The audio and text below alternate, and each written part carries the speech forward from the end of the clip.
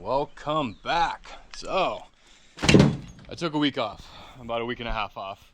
You guys saw my last episode, you know I came pretty close there at the end to a pretty serious blackout, and I might not have talked about how close it really was and how terrible I really felt, but I decided to take a little recovery. I had kind of a wild week anyway, and I needed to. So anyway, I'm feeling back to normal. I feel good. I feel like I need some water time and some time with my boys. So we're gonna go jump in the kayaks tomorrow for the first time in a long time. I'm getting the truck packed now. I'm gonna go head up and stay with Alex tonight so we can early start in the morning. All right. Now I just have to make sure all my gear is tuned up and ready for tomorrow. So I just sharpened the tip to a needle point. And I did my flopper.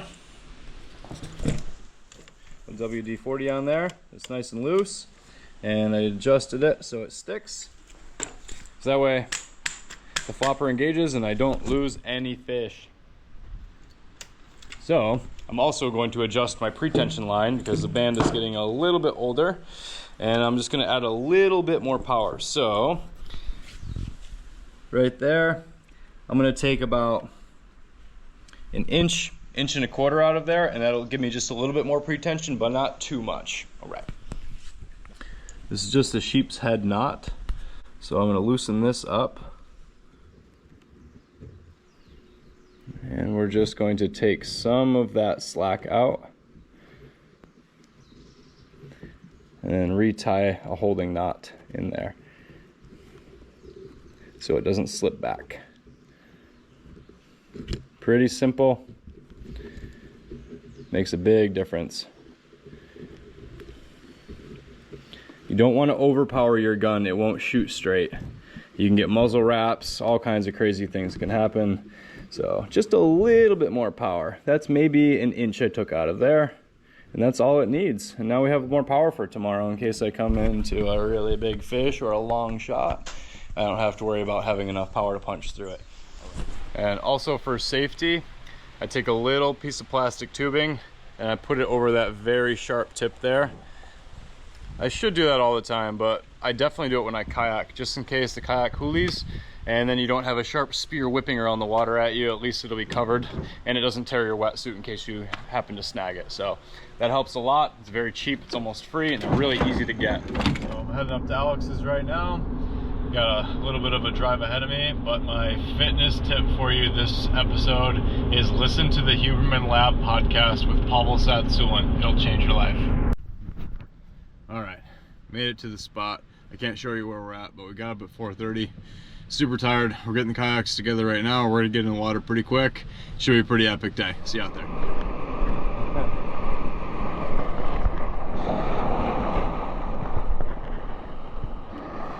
So Jake and I are doubled up tandem. He is behind me on this kayak. Yeah, square. Gotta pass that brake. Oh boy. Oh boy. Oh. Oh.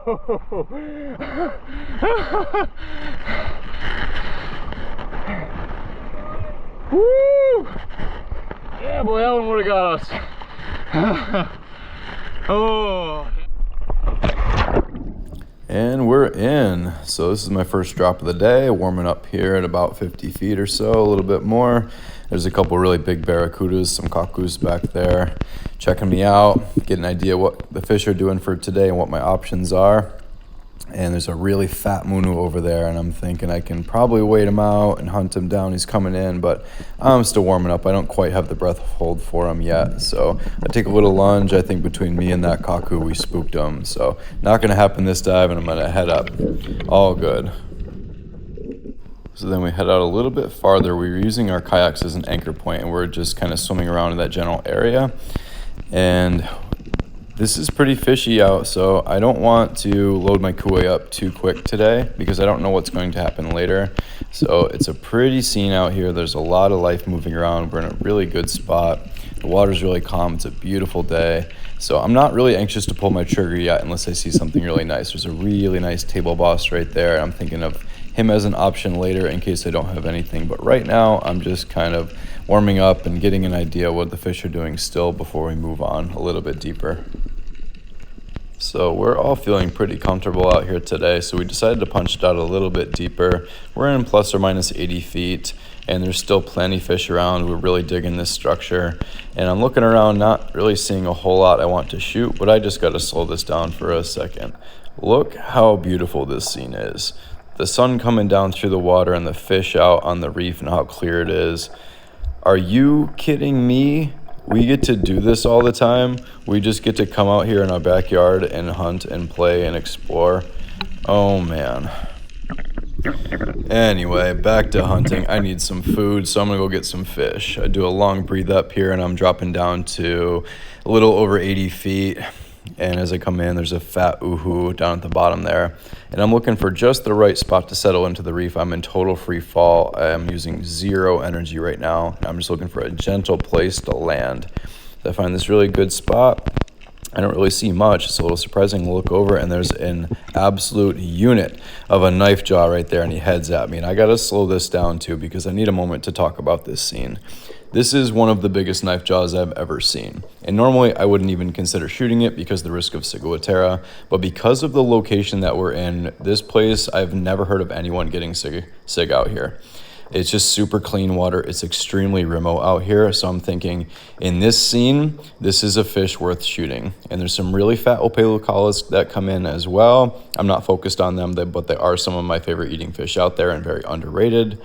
There's a very big moo that comes in there too to check me out. So I have a lot of options, but I am laser focused on this knife jaw. He is coming straight at me. I am 100% relaxed. I know he's coming in. And I'm just going to wait for the right shot. But he comes in a little bit too close, and I actually have to pull the gun back here a little bit. And I know I have to hit him center body because he's too big. I let the shaft fly, and here we go. Let me show this again in real time.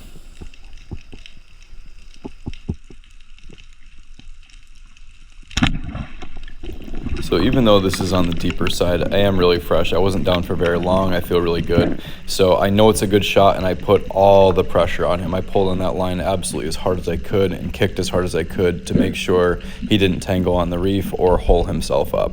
So I have the line in my hand. I'm pulling a lot of drag up, but it's okay because I'm pretty fresh. It's early on in the day. Alex comes down to check, make sure the fish is okay.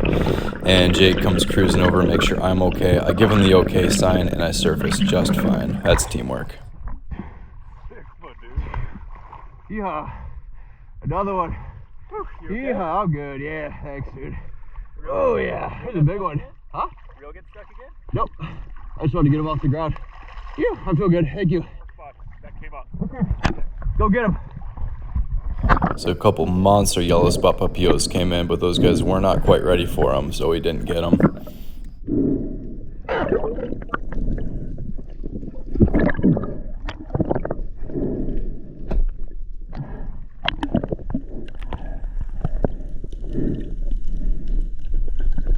So even though I shot one in the last episode too, these are relatively rare fish, and I was actually surprised to find out how many people have never seen these before or ever even heard of them. They are fantastic. So it did take me quite a while to recover from that dive, but I'm down here again around 80 feet, and I come skidding in and stop myself with my hand before I crash land into the reef. And I'm looking around for anything exciting, and it's still pretty fishy. It's still really calm out. I still feel really good. And I'm hoping to bring some of those bigger moves we were seeing in the beginning come in. And now check out those palanis going after each other, all territorial. Even fish get drama. Can't escape it, even at the bottom of the sea. But all good. Look around, there's a couple of pretty nice fish. There's some veques, but because I have that really nice knife jaw already, and I'm pretty sure he's safe to eat, I know I have a lot of fish, so I'm going to be super selective the rest of my day. I'm going to call it on this one and try him again. I'm going to slide in my landing here for what ends up being my longest dive of the day. And I'm looking around for something really nice, and there's a fish in the background right there. I thought it was an uku at first, and I don't think it is. And I think, okay, it's just a wahanui, but it's not. So I'm thinking maybe it's a really big veke. I can't quite figure out what it is.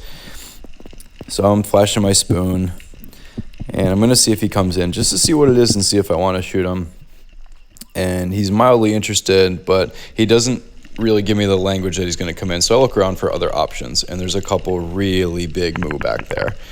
So I get interested in them, and I roll onto my side and onto my back, and I pull myself onto my belly, and I start really creeping across the reef as slowly as I can, trying not to spook them. And every time I look up, I can't believe they're still there. And I get snagged, my fin gets stuck in the rock, and I have to unhook it, and they're still there. So now I'm ready for my lunge pull. I take long shots like this all the time, and I land them, and I hit them. But the shaft comes out, and I did hit him in the spine and the tail, and I feel terrible. I watch where he goes, and all of us took drops to try to find him, but we just never did. And I was down there for a long time, so Alex meets me down, makes sure I'm okay, but I'm totally fine, surface okay, and we move on. Now, we've had a couple really big move following us around for a while, and I'm trying to just get the right drop on them. We're chumming a little bit, and I hit the bottom here too, and I'm going to see if I can wait them out this time. I'm looking around, and I'm disappointed that I don't see them. So I'm going to take a little look behind me, and there, right there, look at the size of that moo. He's an absolute monster, and he does not seem to care that I'm here at all. So I'm just going to stay super relaxed. I'm not going to spook him. I'm just going to wait for the right shot. He's very, very tame. He checks me out. He comes in for a look, and it's too late. And I don't know what I did there. I twitched a little bit, and I did not put the greatest shot into him. And I thought maybe I was going to lose him by hitting him in the guts. And then I saw that it was actually a better shot than I thought. I wasted no meat, and I haul him up. Yeah, boy. Nice one.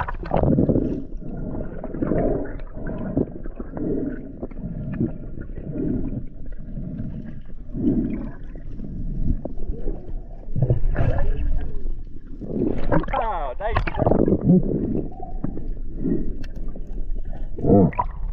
There, I got him. There we go. Mine looked like a Moonini. Got lucky, that guy. Yes, Yeah, look at that head. Big one. Oh, yeah, look at that tapeworm.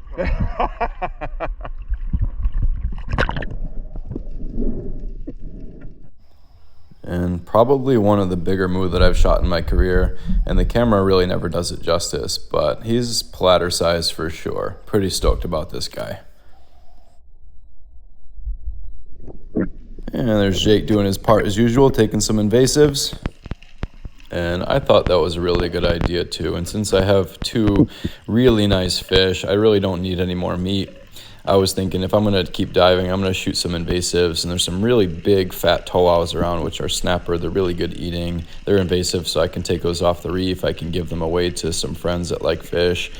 And I look behind me, and there's a really big one. So I roll onto my back, I move my gun over, and I'm going to try to hunt this guy down. I know he's behind that rock, so if I'm super smooth about it, maybe I can get the drop on him. And as I creep forward and look over this rock, he knew exactly what I was doing, and he cheesed it. He's out of there. He gave me the slip. Oh well, I'm gonna head up and keep moving. And unfortunately here, I didn't get my camera on in time, but Jake is down pretty deep. He rolls onto his back, and this monster Omilu comes in, and he put a really quick hip shot into him and stoned it. Hit it right through the brain and rolled him over. Alex goes to check on him, and he got him. Yeah, there you go. Hit, huh? That was fun to watch. Sitting on my... He was just boom, boom. Tank, dude, nice shot. Just Look how beautiful that stoned is. Look over the water, dude. Yeah. Wow. Look how blue that is. They're healthy over here, man. This is healthy water. Beautiful fish. What's up, dog? Nice shot. Yes, sir. That was cool, man. Ooh. See that thing? Wow. Look at that fish. This is amazing. That's so cool. All right, I'm happy. So now we're feeling like we've had plenty of everything, so we're heading back towards the kayaks, and it's quite a long swim too. We drifted quite a ways, and we're dumping some chum, and just for fun I wanted to see if I could dive bomb this nice Omilu, and I did spook him somehow. I wasn't super set on hitting him, but he does take off, and I let him go. So now I have my gun clipped to my belt. I'm using my hands to swim and dragging that heavy buoy, and we're heading back towards the kayaks. And And then I run into this just absolutely beautiful school of Nainuis. It's got a bunch of golden queens in it, and they can tell my body language that I am not hunting right now, and they come in on me, and we just have a little swim together for a second. And normally I don't think Nainuis are all that cool, but for some reason these guys just charmed me, brought me in. We had a little swim and a little moment of magic out here. It just never ceases to amaze me how beautiful it is out here. And then, out of nowhere, I didn't get my camera on quite in time, but this mama and calf humpback swam right past me and blew my mind. I couldn't even figure out what was happening. And that's it. That's all the confirmation I needed to know that's the end of our day. I dumped the chum bag out, let him go, unloaded my gun, and grabbed one more shot of this beautiful cooey with all this amazing fish on it. What an absolutely epic day. Super blessed. Getting in and out of the water in this location is always extremely difficult and very dangerous, but we got lucky today. Yeah, all right.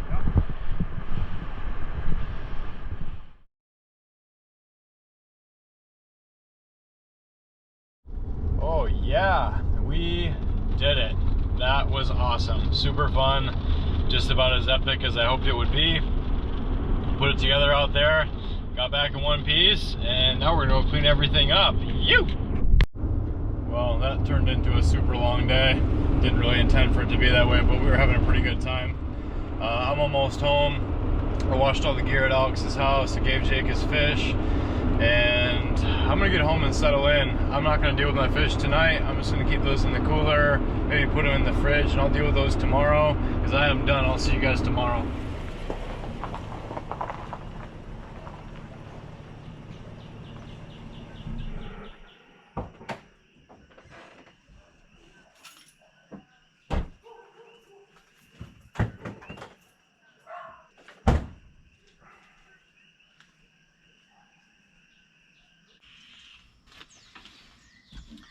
All right, so last episode, if you wanted to see the moo chopped and you wanted to see the knife jaw catch and cook, you're in luck, because this episode we're going to reverse them. So this time I'm going to chop this moo and we're going to do a catch and cook with that knife jaw. So let's start with this guy right here. So one of the things that I do is I actually scale the wings right here, the wings in the belly, because I plan on eating those. So in the water, I just scrape those off really quick, that way I don't have to do it now. A little incision along the back, through the tail, out the back end. Follow the frame down to the spine, cut the pin bones. Moo are really soft and their bones are really soft, so they're really easy. Follow the frame down the bottom of the spine.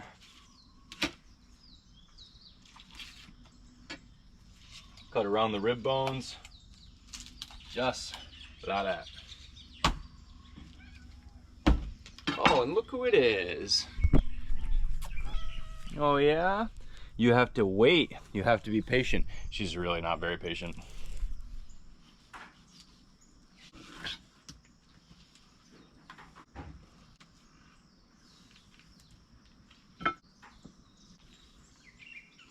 Oh yeah, look at that. Beautiful fillet. All right, Coda, this one's for you, buddy. Coda is one of Alex's patients, and his favorite part of my videos is watching me feed Nepo.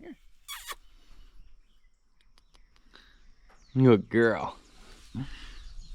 She knows what she likes. She's a hungry girl. She eats a lot of raw fish.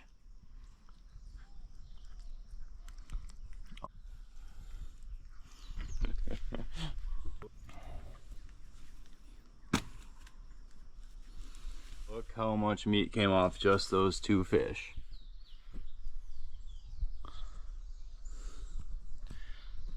Pretty awesome, huh? That's why I only shot 2 fish.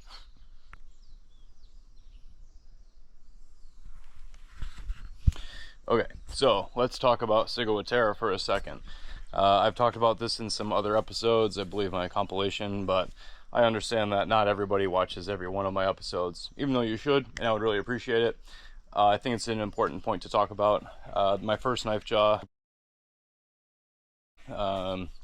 was almost this size, and I didn't believe in Ciguatera at that time, or at least I didn't think it was a big deal. And Jake and I and Andrea, my master instructor, had a lot of it, and we got it really bad. And I mean really, really, really bad. I could barely pick my head up off the couch for about 2 months, and it took me another month to recover. So 3 months of horrifying discomfort, illness. I thought my life was over. It was one of the worst things I ever went through, and it was off of a knife jaw, a big one. And this one's even bigger, so I am nervous about it. The location that this was shot in, I feel really good about it, so I'm actually not too worried about this one. And I did do the fly and ant test on the last one after I found out it had Sig, and I did not notice anything touching it. So this is in no way advice. This is just my personal experience and what I believe, but I'm not saying that this is true. Flies and ants won't touch it, apparently, if it has Ciguatera. And I just showed that even though I scared a lot of them off, the flies went right for it. So the flies are all over that knife jaw right now, which is a really good indication that it's probably clean. But even with that, I'm still going to tread very lightly. I'm going to eat a little bit tonight, and I'm going to see how I feel tomorrow. And we'll eat just a little bit more every day until I feel confident with it. It freezes well, so I'll freeze some of that fillet for later. But don't use the fly and ant test as a rule. It's not science. Some people say it's an old wives' tale, but it did work for me. So let's hope for the best. Okay, I just thought of an idea. I've done something somewhat similar before, but my abu tree is still pumping out a lot of fruit. So I'm gonna grab a few of those, and we're gonna try something a little bit different today that I've never done before. I just wanted to try something new. Ooh, that's a nice abu. This one here.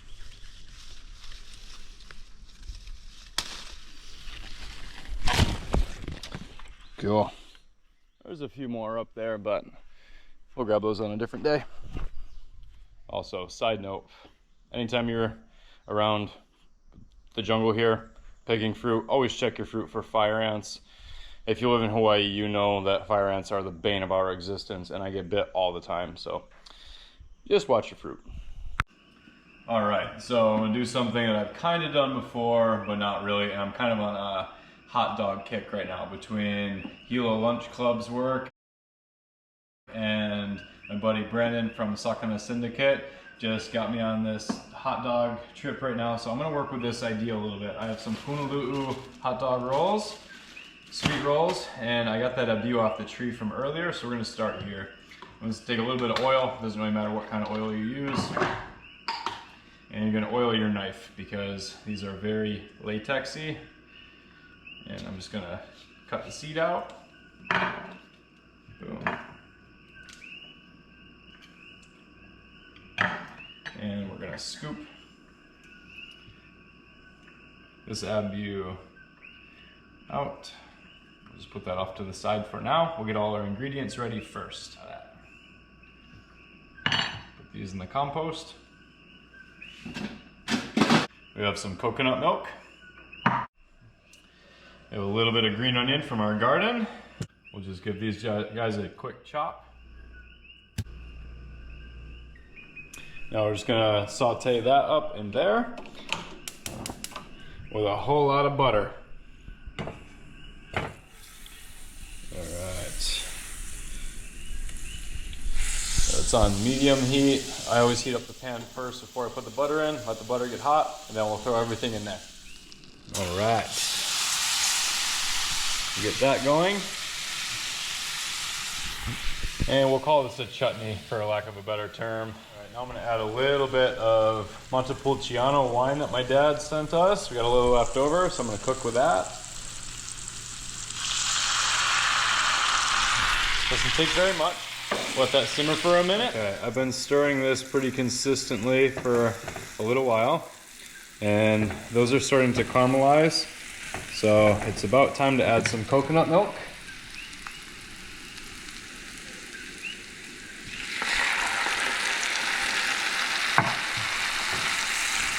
I'm gonna add some garlic salt. And I was going to add garlic in, but I don't want the garlic to overpower the flavor, so I think garlic salt will be plenty. And we're gonna add some cayenne pepper and some curry powder. Make a little bit of a curry. If you don't have curry, you can just use turmeric and black pepper with a little bit of cumin. It's a good alternative. But we have curry powder, so I'm going to use that. I'm going to use a good amount of it. We're going to drop this to low. And just gently keep stirring it into a reduction. This should take 5 to 10 minutes probably, until it gets a little bit pasty. In the meantime, I have some of the Punaluu buns, and I cut a slit in the top of them. And there's a clever way to keep them open. You can straddle these, and it will keep them open to toast them. I'll pop those in the toaster. And we want them slightly toasted, but not too hard. We just got to keep stirring it on low. You don't want it to stick to the bottom of the pan, so keep it stirring, keep it reducing. And since we really don't want to overdo this, and it'll stay warm for a while, we're going to take that off the heat, and we'll put that on the back burner to cool down a little bit while we get the fish going. Ooh yeah, look at that knife jaw fillet, huh? So we're just going to cut it into strips against the grain and make them about finger size. Now, since we really do not want to get Ciguatera, if this has it, which I don't think that it does, we're just going to eat a little bit. So we're going to have one each. That's all we're going to do tonight. We're going to see how we feel tomorrow before we go hard on it. Right. So we're having that pan heat up right now. I just pulled these out, and we're going to throw a little bit of mayonnaise in there, and then we'll do the fish, and that should be it. So mayonnaise. Right. Beauties, let those sit. We'll just hit these with a little bit of garlic salt first. And we're gonna toss these in there really quick. I don't wanna cook them too much. So not even, that was like 20 seconds per side. That was it, 45 seconds probably total. We'll shut that off, and we'll throw these in here.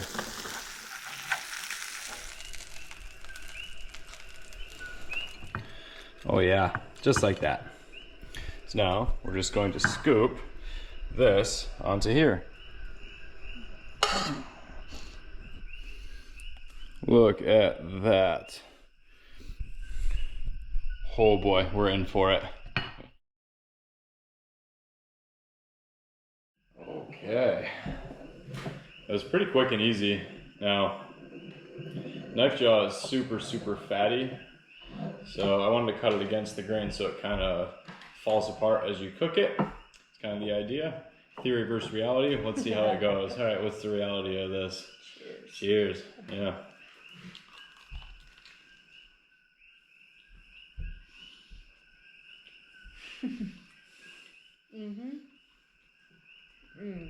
Wow. Knife jaw is just such a special fish.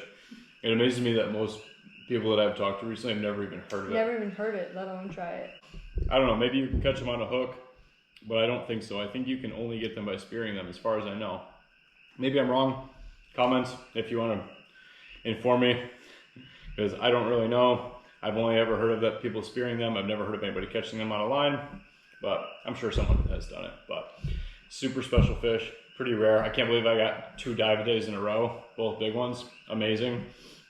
And the last one turned out just fine. In case you guys are wondering, we ate the whole thing. It was incredible. So considering the location where this was shot, I have a really good feeling about it. So we're just gonna eat a little bit, just this today. And hopefully we feel good tomorrow, and then all of it will be good to go. So thanks, Brandon, for the inspiration. If you guys haven't seen Sakana Syndicate's new video, check it out. It's really awesome. He did a really special catch and cook on there that he came up with that was genius. So I'm stealing the hot dog idea, did my own twist on it. Yeah, this is spectacular. So did it off the cuff, had no plan, pulled it off, and we're gonna eat. So thank you guys so much for watching, and we will catch you next time. All right. All right, let me try that again. This is like top 5 favorite fish dishes I've ever made. So thank you guys so much for watching. I'll catch you next time.